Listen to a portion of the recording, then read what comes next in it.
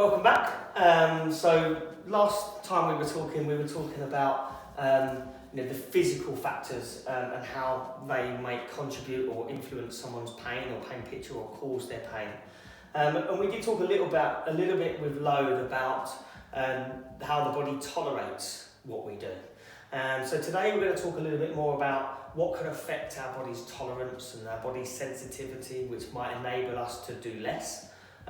So we're going to look at anxiety, stress and sleep as three factors that can kind of influence someone's pain and pain picture.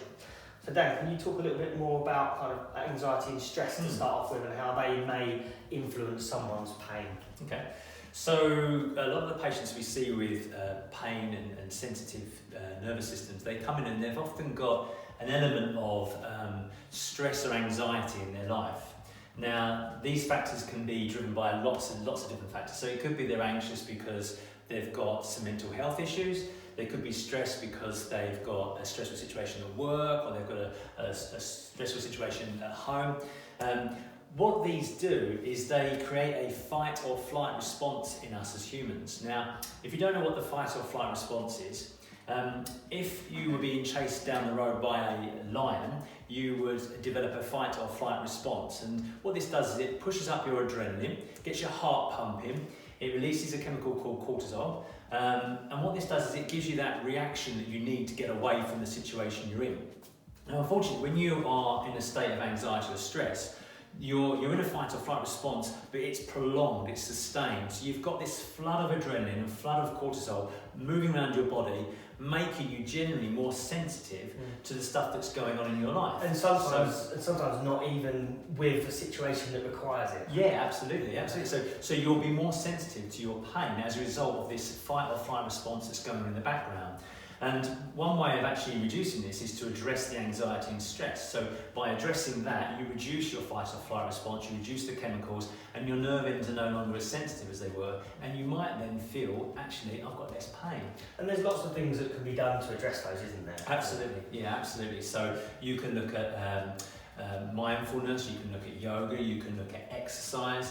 You need to understand your problem so that you can stress and be less anxious about it. And some of the patients, just drawing back, I had a lady recently, who has benefited really a lot from counselling, and talking about deeper problems that are maybe linked to her anxiety and her stress levels, and how that can really help to improve that situation. And I think patients often worry when we say, have you thought about CBT, have you thought about seeing a counsellor? There's a certain stigma that goes with that, and they don't really understand the importance of dealing with that aspect in order to get rid of their pain and their sensitivity. Yeah, I think hopefully with kind of the taboo of mental health gradually being knocked down, or that it will make people a little bit more open to understanding how these other factors, how they're feeling themselves, their stress, their anxieties, their mental health can influence actually what they feel physically. And I think that's quite a difficult thing sometimes for everyone, including us, to get our head around, to say, well, hold on, how comes this is a psychological problem, which, so to speak, is affecting my physical pain and my pain experience. So I think that's something that is really complicated. It has to be you have to tread really carefully with it, but it's something that I think we need to continue to try to bring to the fore and include in our management of patients with pain. And I think the other thing about anxiety and stress that links quite nicely to what you're going to speak about, if you are suffering with anxiety or stress, you are going to sleep less. You're going to wake up more regularly, you're going to find it hard to go to sleep, and you're not going to get your rest. Now, I know you wanted to speak today about how sleep affects pain and sensitivity as well, so that's quite a nice link into that. I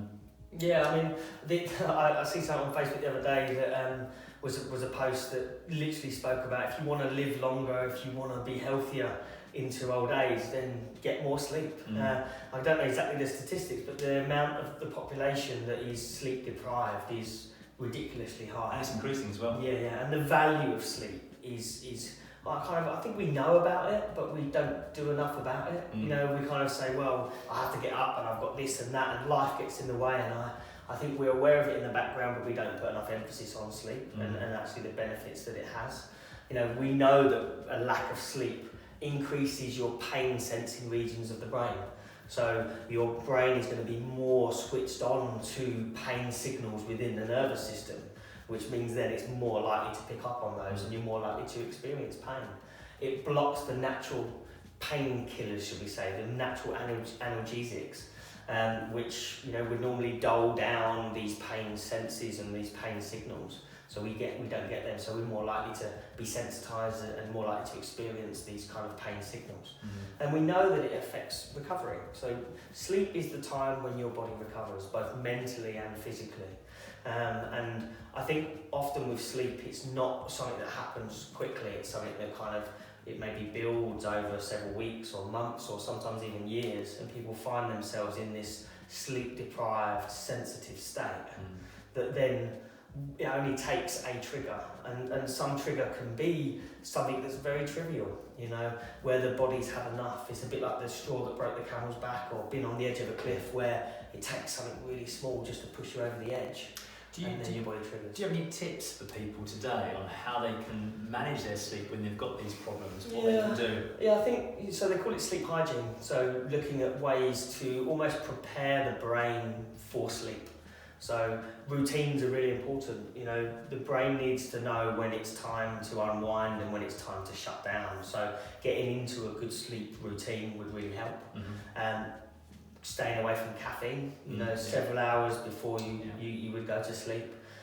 We know that blue light, so your telephones, your iPads, your TVs, all that contains blue light, which is the type of light that your body uses to stimulate it waking up in the morning.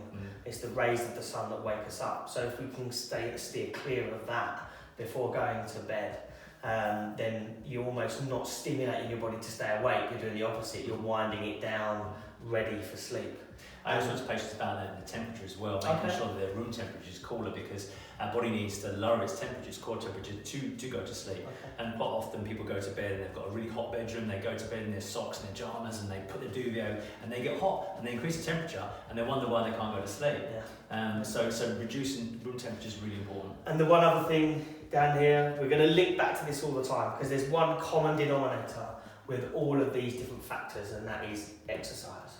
We know exercise helps anxiety and stress, and we know that exercise improves your sleep. This has been categorically tested, and it has been reinforced in the research. So exercise is your one common denominator to wind down the nervous system, to feel tired, to wear yourself out both mentally and physically, to help improve your sleep. So, if you're not sleeping well, look at some of these factors and see how you can improve them. And you should feel better and you should have less pain.